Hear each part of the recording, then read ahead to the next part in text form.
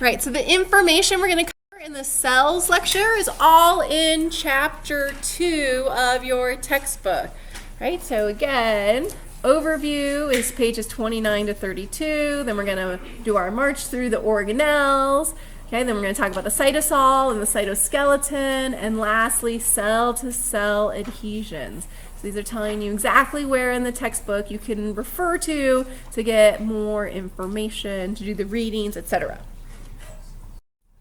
Right, so we'll just do the overview of the cell. So here we've got a generic Jello mold cell, right? I hope your grandmother didn't make a Jello mold that looked like that for Christmas. Gray. I don't know what these would be, all right? So all of our cells are surrounded by a plasma membrane, which we'll talk about in detail next week. And then inside our cells, most of them have a nucleus, which contains our genetic code. And then we have this endomembrane system that surrounds our nucleus, which is being color-coded in blue. So the nucleus is purple. And then we've got the rough endoplasmic reticulum, the smooth endoplasmic reticulum, which then interacts with the Golgi apparatus, which is being shown in green. We're going to talk about the function of each of these, right, during the lecture. And then the Golgi apparatus pinches off the peroxisomes and the lysosomes. And then we have mitochondria in our cells. Those mitochondria are the powerhouses. It's where we make our ATP. It's also where oxygen's being used. Okay, so we have a respiratory system and a circulatory system to supply our mitochondria with oxygen, okay? And then we have all these cytoskeletal elements, right, that hold everything in place, okay? So organelles are not free-floating in our cells. They're held in place by the cytoskeleton, which is made up of proteins, okay? So all cells have a plasma membrane, also known as the cell membrane. Okay, it's made up of a phospholipid bilayer. So each one of these green balls and the two squiggly things coming off of it is a single phospholipid. Right? And we're going to talk in detail about the chemistry of phospholipids next week. Okay, so phospholipid bilayer separates the extracellular fluid from the intracellular fluid.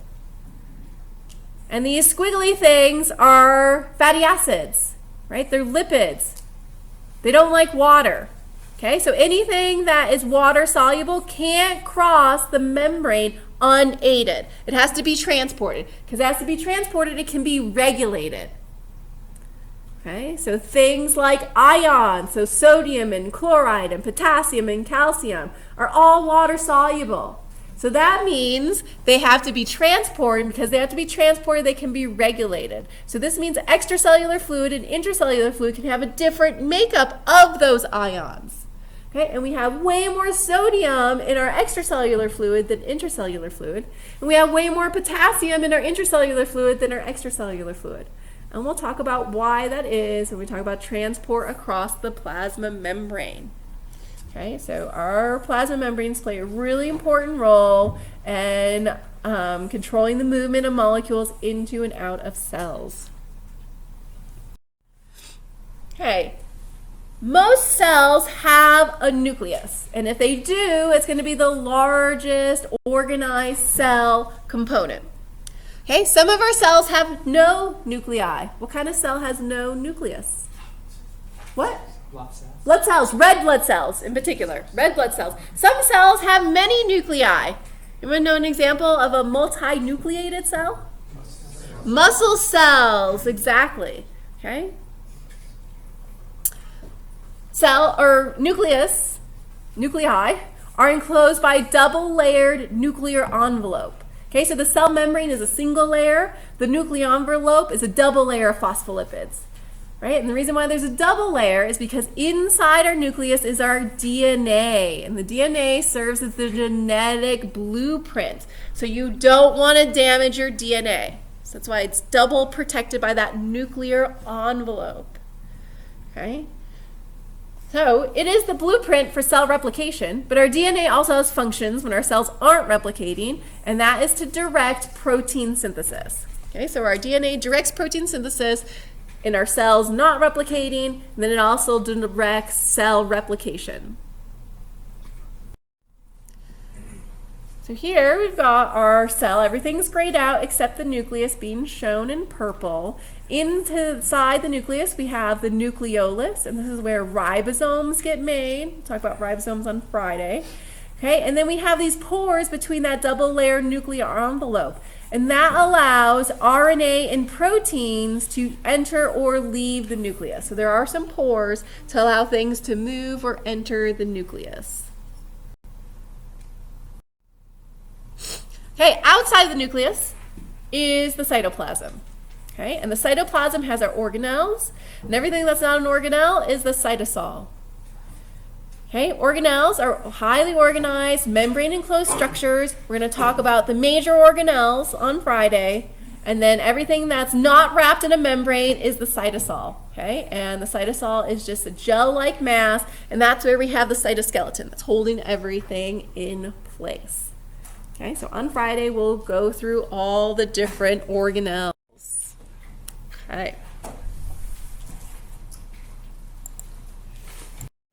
right, we're going to talk about the organelles today, and we're going to separate the organelles into the endomembrane system and then talk about mitochondria. We're not going to talk about every organelle in the cell. We're just going to talk about ones that have functions that will relate to subjects we cover later in the semester.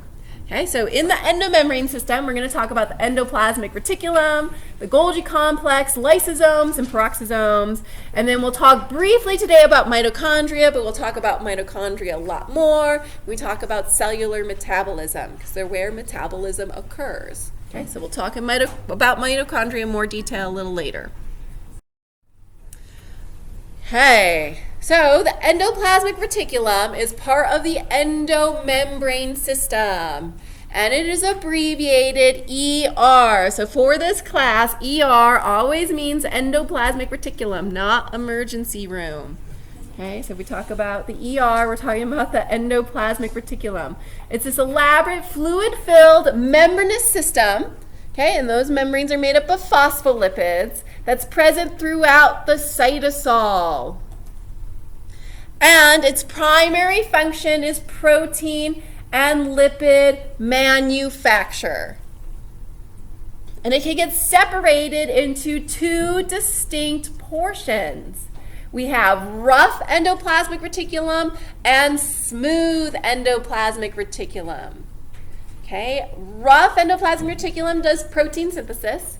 Smooth endoplasmic reticulum does lipid synthesis. Okay, so rough makes proteins. It's studded with ribosomes, which make it look bumpy. That's why it's called rough, and ribosomes are where protein synthesis occurs. Smooth doesn't have those ribosomes, so it's smooth in appearance, and it makes lipids. Okay, so here we have our cartoon of our cell. Everything is browned out, not grayed out, but browned out, except for the endoplasmic reticulum. Okay, so here's the nucleus right here. Notice that after the nucleus, we have a whole bunch of rough endoplasmic reticulum. Here's a blow up of that rough. And you see those little tiny little dots?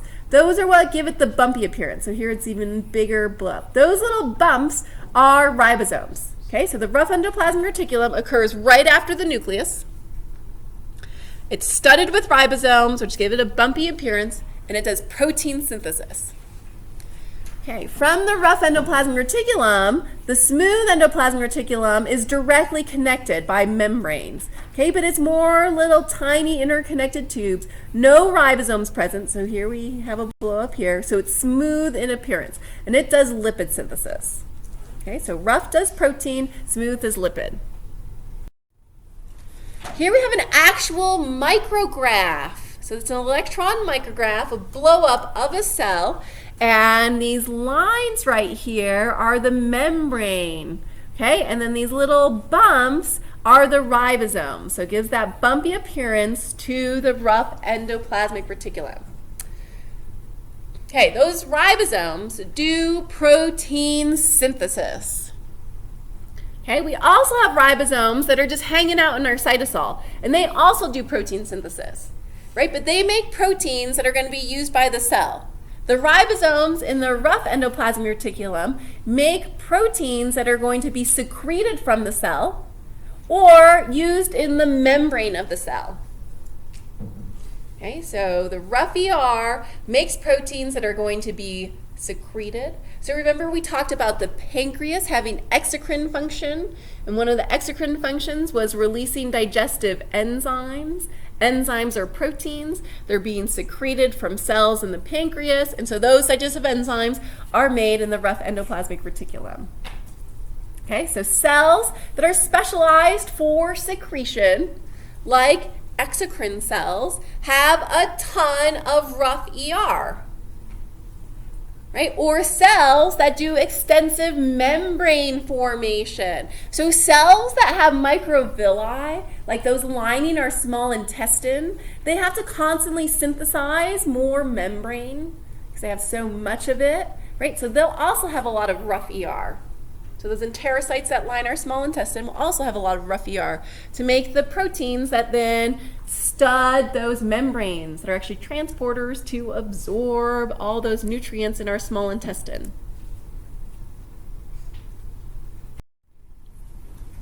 Okay, we're going to talk in a sort of overview of protein synthesis. Okay, your book goes into way more detail about protein synthesis than I'm going to hold you to.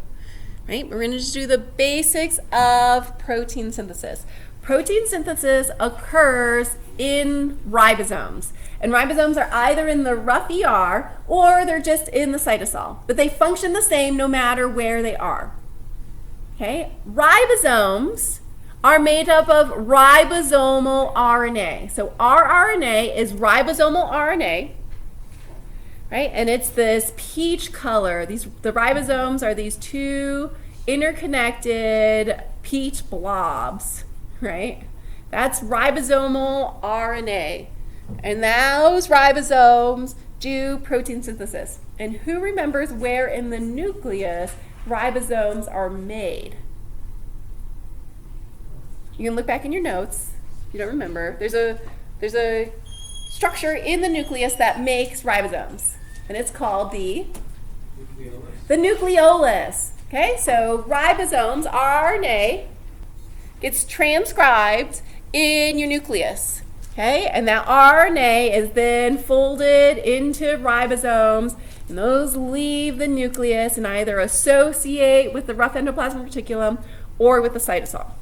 Okay, so we have that rough ER. Then we also have transfer RNA and messenger RNA. The messenger RNA is being shown in this dark blue color, and the transfer RNA are these light blue squiggly lines. Okay, so all three types of RNA work together to do protein synthesis. Okay, messenger RNA acts as the message. Transfer RNA brings the amino acids because proteins are made up of amino acids. Okay, and ribosomal RNA catalyzes the formation of a peptide bond. So here we have a peptide bond being formed. Catalyzes the formation of a peptide bond between amino acids. Okay, so what happens is messenger RNA, every 3 nucleotides, so we have an AUG here, is coding for a different amino acid. So the ribosome reads that code, that 3-letter code.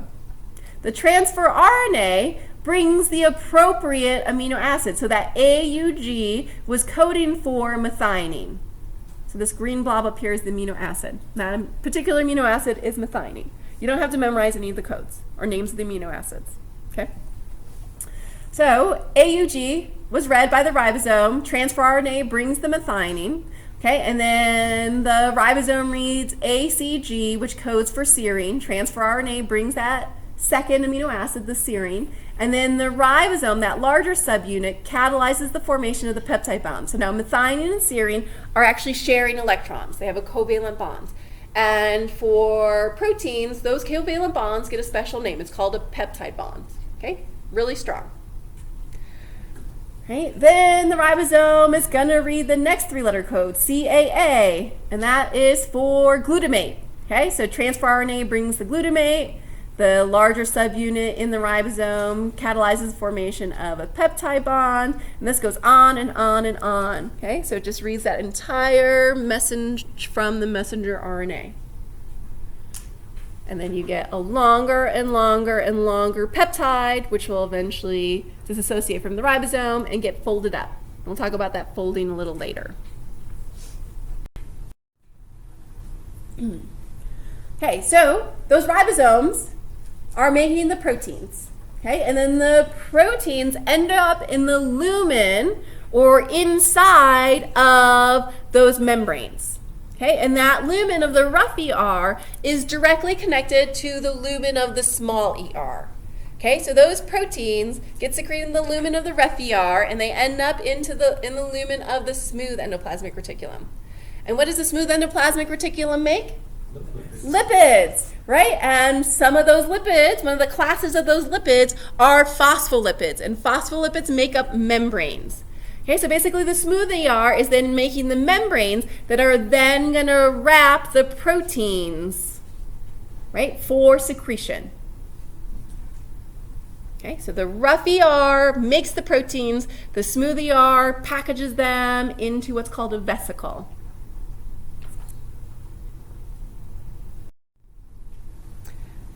Right, so here we have another actual micrograph showing, so that again, these squiggle lines are the membrane portion, and these little black dots are the ribosomes. So here we've got that rough ER. It's directly connected to smooth ER, which are just those little interconnected tubules without any ribosomes, and therefore have a smooth appearance. Okay, many of those lipids that the smooth ER makes are phospholipids.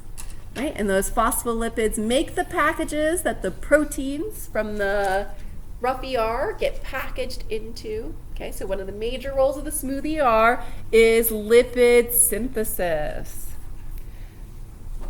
Okay, detoxification enzymes that your cells use to metabolize both endogenous or compounds your body makes, like hormones, as well as exogenous, so things that you take in from the environment.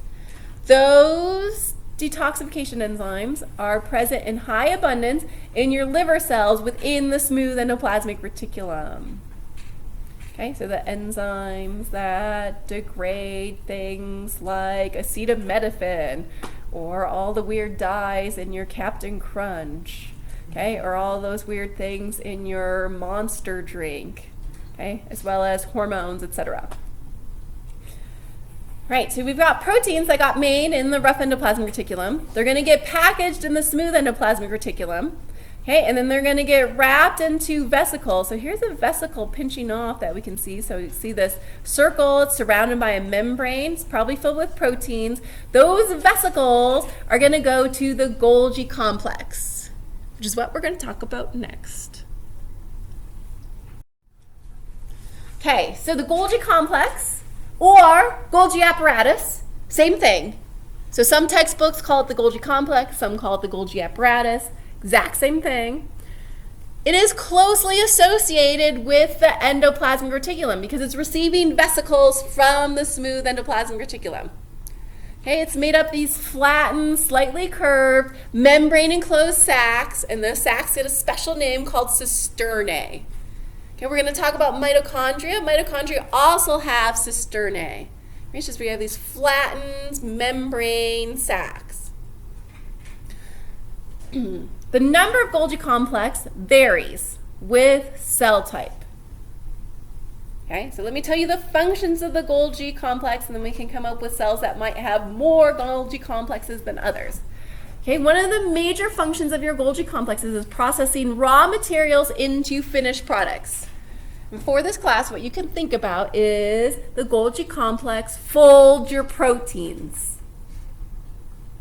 Okay, so your ribosomes make your proteins, but at that point they're just long chains of amino acids. They're not functional yet. They have to be carefully folded to become functional. And that folding occurs in the Golgi complex. Your Golgi complex sorts and directs finished products to their final destination. Okay, is it a transporter for the plasma membrane? If it is, the Golgi complex will send it to the plasma membrane. Is it a digestive enzyme to be secreted? If so, it'll wrap it in a vesicle with other digestive enzymes to be secreted and send it to the plasma membrane. Okay, is it an enzyme for one of the other organelles we're going to talk about next, like the lysosomes or peroxisomes? If it is, it'll wrap it in a membrane, pinch off the Golgi complex, and stay inside the cell as a lysosome or peroxisome. Okay. Your Golgi complex also makes the secretory vesicles for exocytosis. We haven't talked about exocytosis yet, but exocytosis is the bulk release of a product from the cell. So a secretory vesicle actually fuses with the plasma membrane, opens to the external environment. Okay? And one cell type that does a lot of exocytosis is neurons. Right? So that's how neurotransmitters get released from the axon terminals of neurons. Okay, so those neurotransmitters get packaged into the secretory vesicles all the way up in the Golgi complex, which is actually in the cell body of neurons. So remember we looked at that figure with the neuron. The cell body is up near the dendrites in a lot of our neurons. So we'd have the nucleus, and then we'd have the endomembrane system, and then we'd have a bunch of Golgi complexes, right? And then those secretory vesicles would get sent all the way down to the axon terminal for exocytosis. Okay? And the Golgi complex would direct that movement, okay? Telling those vesicles where to go. Okay, so what type of cell? Do you think neurons have a lot of Golgi complexes? Yeah. Do you think the exocrine cells of the pancreas have a lot of Golgi complexes? Yes. What other types of cells might have a lot of Golgi complexes? Can you think of another cell type that might do a lot of secretion? Liver. The liver cells? Yeah, so cells might have a lot of Golgi complexes. What type of cell might not have any Golgi complexes? Skin. Yeah, not a lot of secretory products. Cells in the sebaceous glands or your sweat glands might have a lot of Golgi complexes. But the epithelial cell that's acting just as a barrier for your skin, not a lot going on there. Okay, so here we have both a cartoon and an actual micrograph. So let's look at that micrograph first. So the red stained areas is the actual Golgi complex, right? And these big vesicles are pinching off of it. So these vesicles are going to fuse with the Golgi complex, and they're coming from the smooth endoplasmic reticulum. Okay, so they might be containing proteins of mixed type. Okay, so the smooth endoplasmic reticulum doesn't sort. Okay, it just wraps whatever came from the rough endoplasmic reticulum into a vesicle, which then fuses with the Golgi complex. Okay, and then the Golgi complex is going to sort, fold everything, and pinch off vesicles of varying sizes. Oh, and then the cartoon. Here we have the cartoon. So here we have the rough endoplasmic reticulum. So it's making proteins. Smooth endoplasmic reticulum is packaging those proteins. Okay, and then pinching off vesicles, which then fuse with the Golgi apparatus. And this is showing those cisternae. Okay, so those long, flattened, membranous sacs. And then various vesicles will pinch off the Golgi apparatus. Some for exocytosis, some stay in the cell. So lysosomes and peroxisomes originate from the Golgi complex, and then they stay inside the cell. Yeah? So do they just free float till it picks up in a Golgi, or is there something that actually traps it? They do not free float. Okay, so we haven't talked about the cytoskeleton yet, but our cells have a ton of structure. Things are not free floating.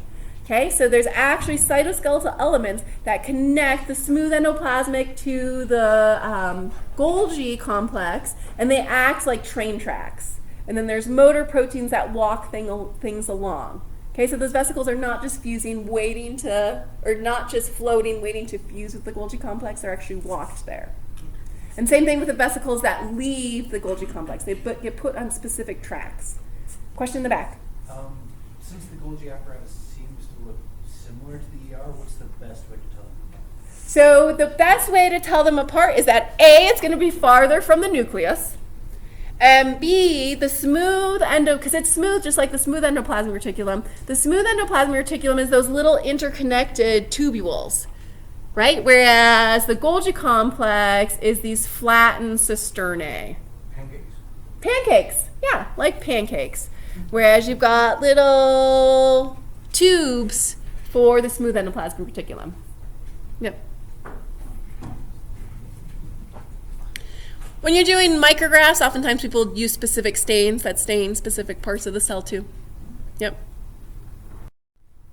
Talk a little bit more about protein synthesis. So now we have from the nucleus all the way to the extracellular fluid a passageway for proteins. Okay, so we've got the nucleus. The nucleus contains our DNA. Our DNA gets transcribed into RNA. Okay, and RNA comes in 3 flavors.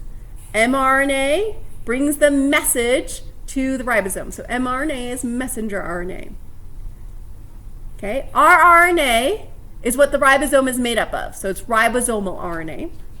And then tRNA, or transfer RNA, brings amino acids to the ribosomes.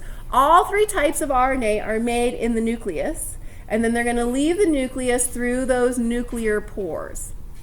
Okay, we have ribosomes in our rough endoplasmic reticulum. We also have ribosomes associated just with the cytosol. They function the same. So here we have a blow-up of one of those ribosomes. So we're going to have messenger RNA come and associate with a ribosome. And if it's going to be translated into a protein for secretion, it's going to associate with the ribosome in the rough endoplasmic reticulum. And if it's for a protein that the cell's actually going to use inside the cell, it's going to associate with a ribosome in the cytosol. Okay, ribosomal RNA reads the message, transfer RNA brings the amino acid, and then ribosomal RNA catalyzes the formation of the peptide bond. Okay, and then we get a polypeptide. If it's being made in the rough endoplasmic reticulum, that protein is going to end up in the smooth endoplasmic reticulum. It's going to get wrapped in a membrane. It's going to pinch off, and it's going to walk along cytoskeletal elements directly to the Golgi complex, where it's going to fuse with the Golgi complex. The Golgi complex is then going to sort all those proteins that it's getting, and it's going to package them into other vesicles, either for secretion. Okay, so here it's secreting a bunch of polypeptides by exocytosis. These might be digestive enzymes being secreted into the GI tract. Okay, or if it's proteins for the membrane, right? These might be a bunch of receptors or transporters. It's going to put those on a vesicle, right? And that vesicle is going to fuse with the plasma membrane, and those proteins will stay with the plasma membrane. Or it might be enzymes that are present in lysosomes, and so it's going to pinch off and just become a lysosome. Okay. Your book goes into way more detail if you want more detail.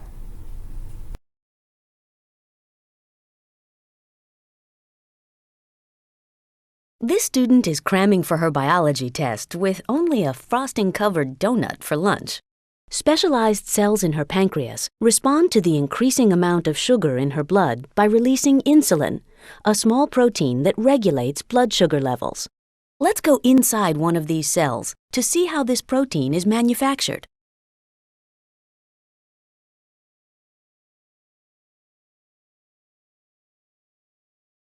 The instructions for making insulin are coded by a segment of DNA in the nucleus.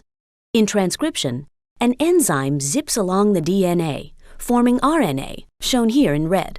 RNA nucleotides line up with their complementary DNA partners, transcribing the information in DNA into RNA. As the RNA grows, it is processed in several ways. First, a modified guanine nucleotide is added to the beginning as a cap. Also, segments of the RNA strand that do not actually code for the protein are removed, and the remaining segments of RNA are reconnected.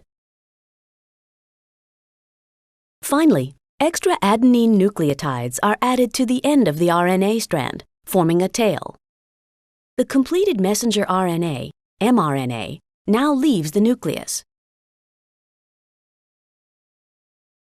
The message in mRNA is translated into a protein in the cytoplasm. First, a transfer RNA, tRNA, arrives, carrying a specific amino acid. The small subunit of a ribosome attaches to the mRNA. Now, the large subunit of the ribosome attaches. A second tRNA docks, bringing another amino acid. The ribosome helps to form a covalent bond between the two amino acids. The mRNA shifts, and the first tRNA leaves. A new tRNA brings another amino acid. The ribosome helps to form a new bond, and the process is repeated. Notice that one end of a tRNA molecule has a set of 3 bases called an anticodon that pairs with complementary bases on the mRNA. The other end of the tRNA carries a specific amino acid. Different types of tRNAs carry different amino acids. In this way, the message in mRNA is translated into a specific sequence of amino acids. For proteins that will be secreted from the cell, like insulin, the ribosome docks on the rough ER, and the protein grows into the ER compartment. The new protein molecules are packaged in a vesicle that is transported to the Golgi apparatus, where many proteins are processed. However, insulin is packaged in a vesicle that leaves the Golgi and is then processed. Proteins secreted from the cell are shipped to the plasma membrane. Here, insulin is secreted from the pancreas and begins to regulate the student's rising blood sugar levels.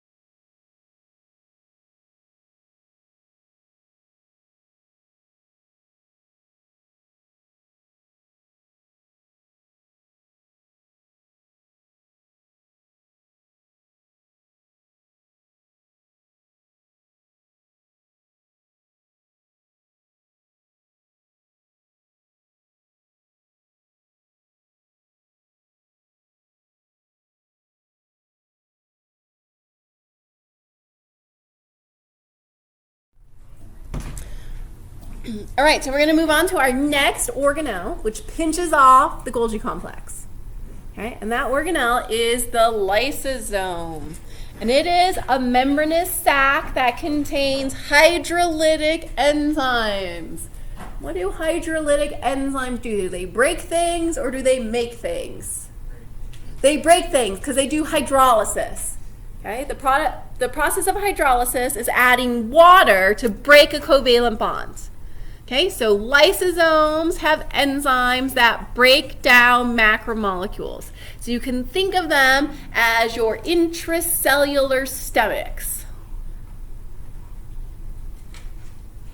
Okay, they break down worn out cellular components. So when one of your mitochondria craps out, it'll fuse with a lysosome, and that lysosome will digest it and reuse all the amino acids and nucleotides that were making up that mitochondria.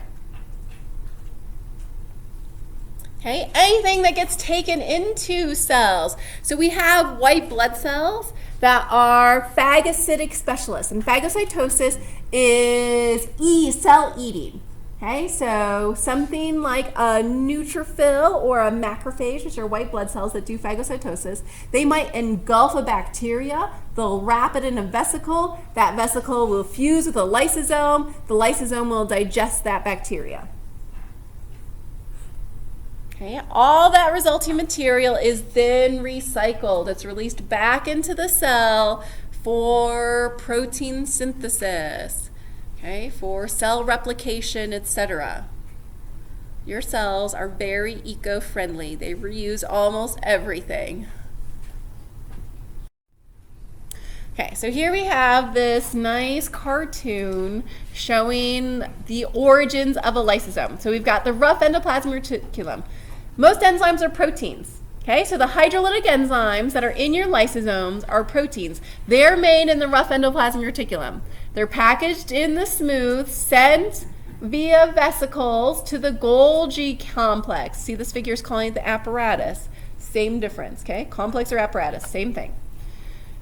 Those hydrolytic enzymes are not functional yet. They get folded in the Golgi complex, wrapped in a membrane, and become lysosomes. Okay, why don't you want hydrolytic enzymes just floating around in the cytosol? Why do they get wrapped in a membrane? I heard someone mumbling over here. It'll basically digest the inside of your cell. Okay, so you wrap it in a membrane to keep all the cellular components you don't want broken down safe. Okay, so once it's functional, it's always staying inside a membrane. And then, worn out cellular components, here we've got a mitochondria that's worn out, fuses with the lysosome, the hydrolytic enzymes break down the macromolecules, right? Or say, I don't know why they say food. Most cells don't take in food by endocytosis. Let's call it a bacteria. Gets engulfed by endocytosis. That vesicle will fuse with the lysosome. The digestive enzymes will break it down. Okay.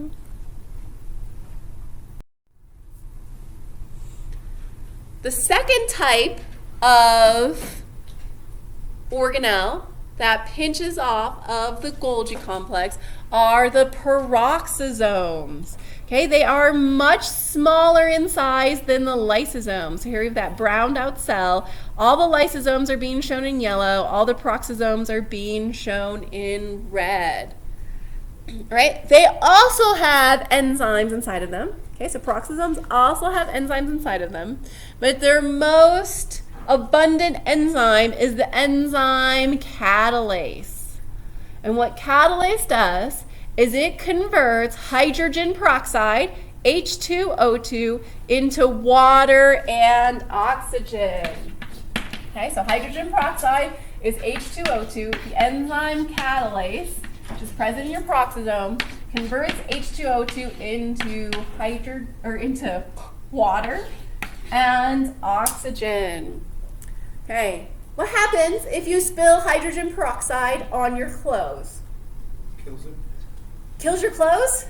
No. It bleaches them. It makes a hole in your clothes. Right? So do you want hydrogen peroxide floating around in your cells? No. Okay, and hydrogen peroxide is a natural product. I mean, it's not an intentional product, but it's a product that occurs during cellular respiration. Okay? Oxygen is super reactive. Maybe you've heard of free radicals. Okay? Free radicals will convert water into hydrogen peroxide, and they're formed during cellular respiration. You have to do cellular respiration. Okay, so you form hydrogen peroxide all the time in your cells, but you want to detoxify it, right? Convert it into a non-toxic form, and your peroxisomes do that. So cells that do a lot of cellular respiration have tons of peroxisomes. Okay, and cells that do a lot of cellular respiration have a lot of mitochondria. So a cell with a lot of mitochondria is also going to have a lot of peroxisomes to convert that hydrogen peroxide back into water and oxygen. Yeah. So they reduce the radical oxygen and the radical hydrogen? Yes, exactly. Mm-hmm.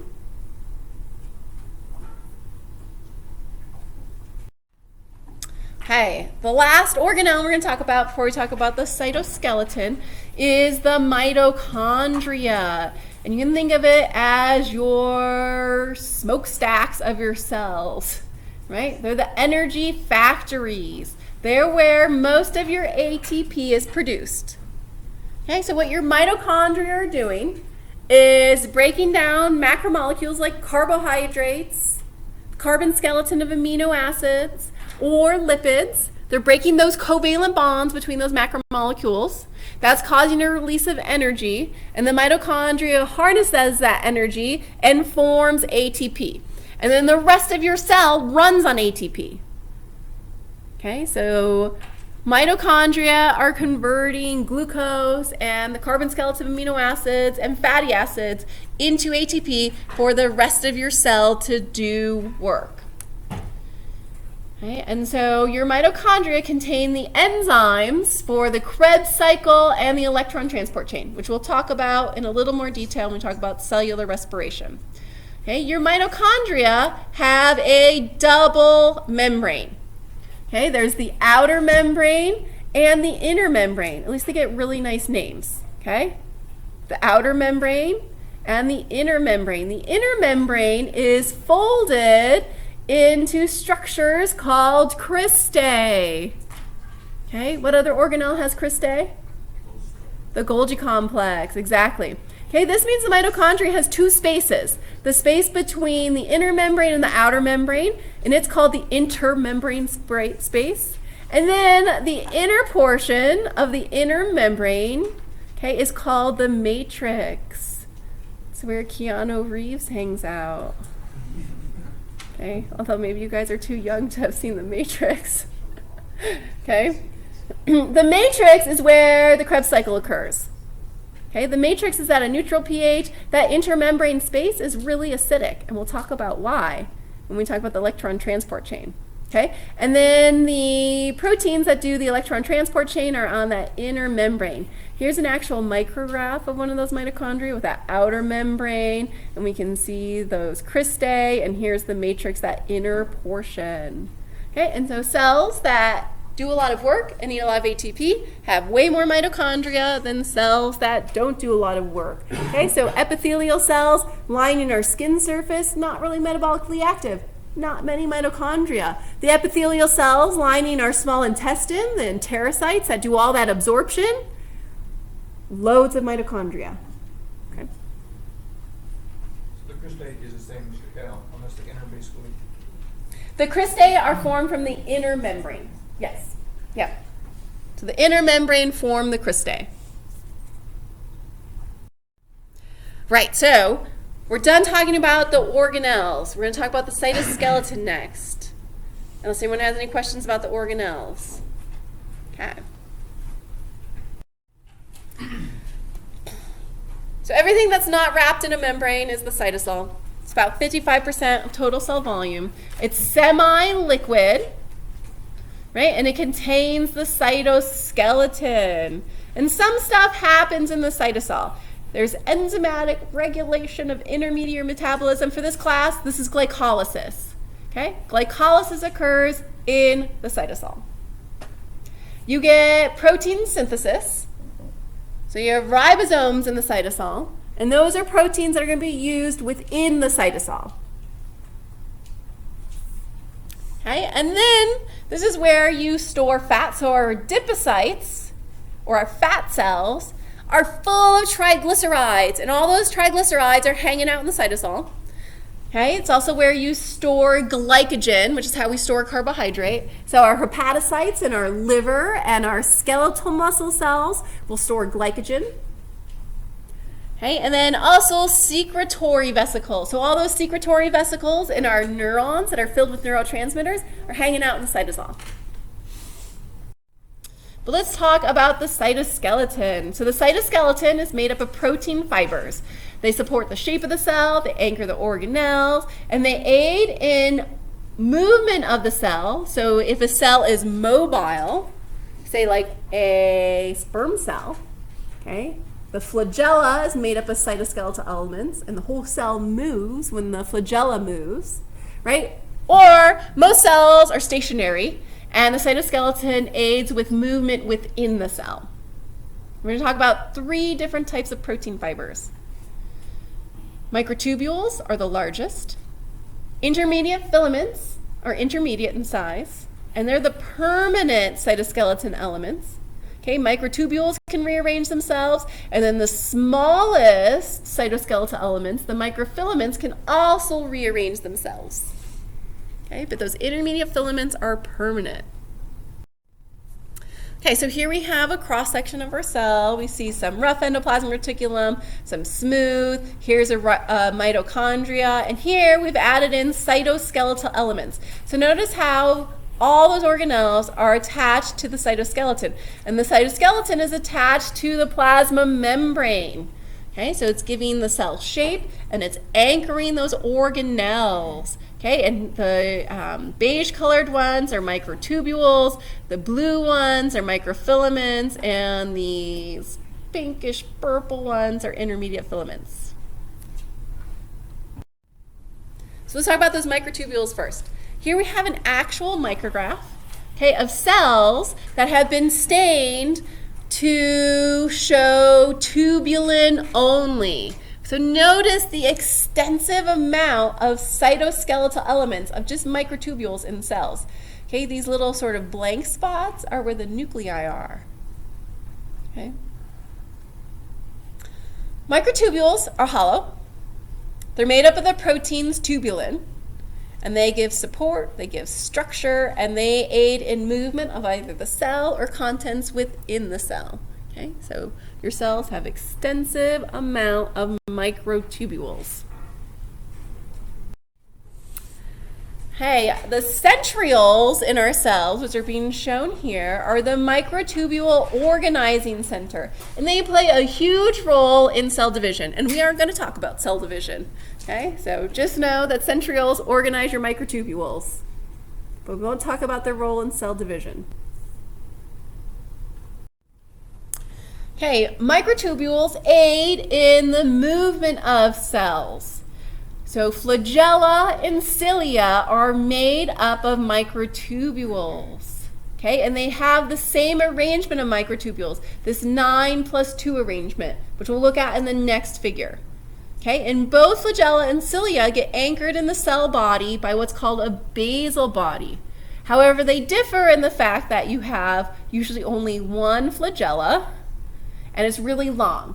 Okay, so this is a single sperm cell here being shown in blue, has a single flagella that is much longer than these little yellow cilia being shown.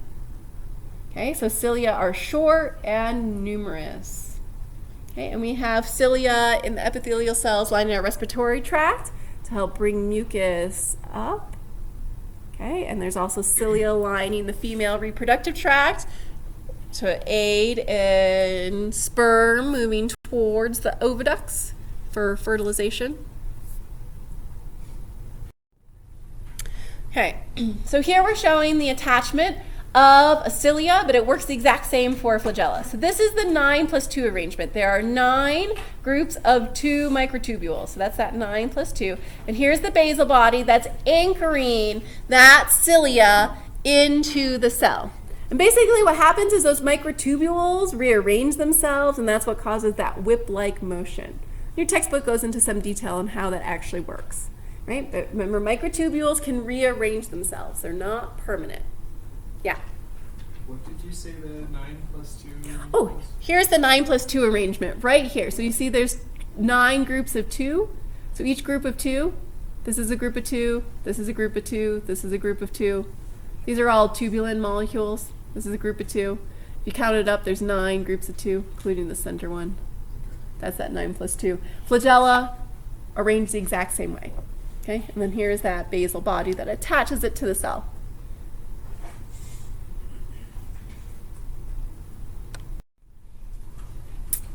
Okay, microtubules that are within the cell act like train tracks or highways, however you want to think about it.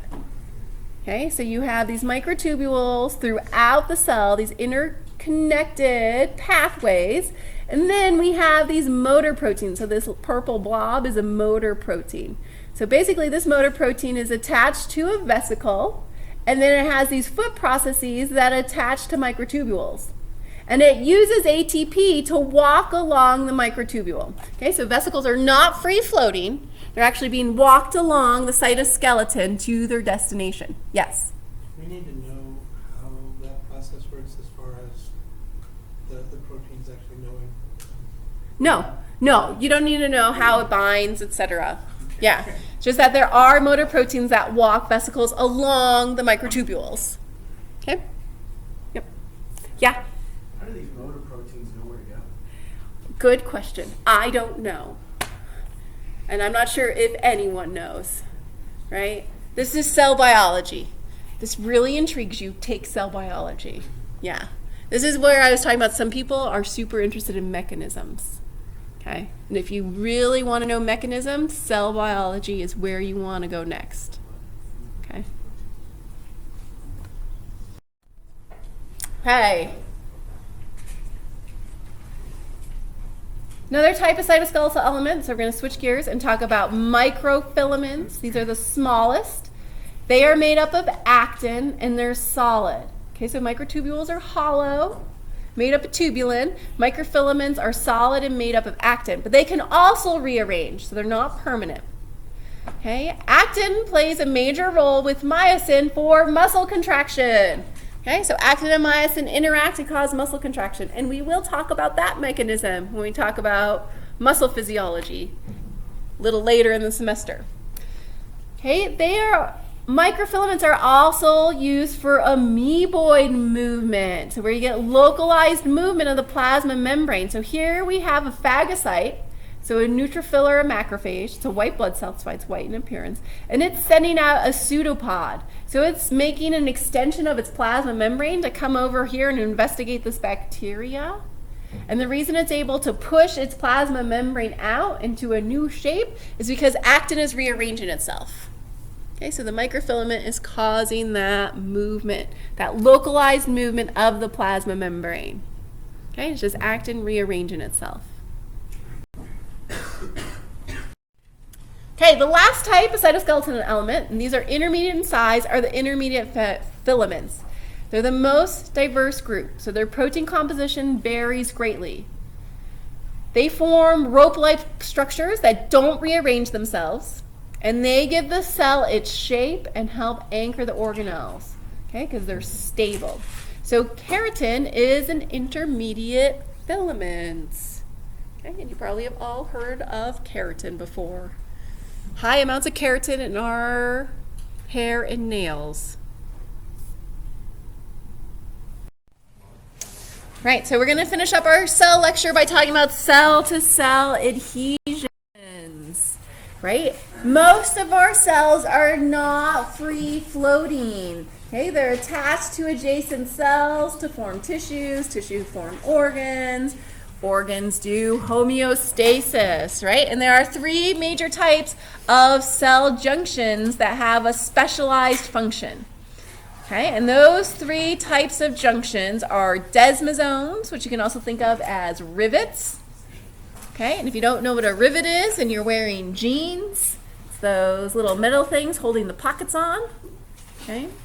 And then tight junctions, which are also known as impermeable junctions, and gap junctions, which are known as communicating junctions. So we'll just briefly talk about each kind. Okay, so desmosomes act like spot rivets that anchor to adjacent cells. So they're really strong. They're found in tissues that undergo a lot of stretching. So what kind of tissues do you think you have that stretch a lot? On a regular basis. Not that they can be stretched, but during normal function they get stretched. Muscles? Muscles do get stretched, but they actually have stretch receptors to prevent overstretching when we're talking about skeletal muscles. Cardiac muscle, though, has desmosomes, right? Because when the heart fills with blood, it undergoes considerable stretching. So we see desmosomes between those cardiomyocytes in our hearts. Okay. What other types of organs undergo a lot of stretching? Now they gave you an example of the heart. The bladder, exactly. Okay. The stomach. Okay, you might find some desmosomes between epithelial tissue lining the skin if it's an area that's undergoing a lot of stretching. Okay, and notice with these spot rivets, you have anchoring to adjacent cells, and you have these intracellular filaments that are actually anchoring it into the cytoskeleton. Okay, so very strong. Okay, tight junctions help bond cells together, and it seals off the passageway between the cells. So here we have the epithelial cells lining the small intestine. So here we have the lumen of the small intestine, and here we have interstitial fluid or tissue fluid, right? And those epithelial cells have microvilli because they're specialized for absorption. But we want to regulate what enters from the lumen of our intestine into our body compartment. Okay, so we want to have it be transported through the cell. We don't want to have it just leak between the cells. And in fact, leaky intestinal cells cause all sorts of issues. So people with celiac disease have leaky intestines, and that lets those gluten proteins through, and then they have an allergic reaction to them, right? So you want to have tight junctions between those epithelial cells to prevent molecules from entering between the cells. Okay, so you see these tight junctions between epithelial cells to prevent molecules from leaking through. Okay, we also see tight junctions between cardiomyocytes. Okay, so and endothelial cells. So endothelial cells are the cells that line the circulatory system. So we see tight junctions between those, except in capillaries, because we want capillaries to be leaky. Okay, the last type of cell-to-cell adhesion are gap junctions. So this is where you have pores between adjacent cells. And these pores allow small water-soluble molecules to flow from cell to cell really rapidly. Okay, and we find these in cardiomyocytes. Okay, so cardiomyocytes, or heart muscle cells, have all three types of cell-to-cell junctions. They have tight junctions, so blood doesn't leak between them, right? They have spot rivets or desmosomes, so that when the heart stretches, because it's filling with blood, they don't pull apart. And then they also have gap junctions, so that the action potentials that cause the heart to contract just spread rapidly from cell to cell. So you get the atria contracting as a unit and the ventricles contracting as a unit. So we'll talk about these cell-to-cell adhesions again much later in the semester when we talk about cardiac physiology. Okay. Any questions about cells, cell-to-cell adhesions? Okay.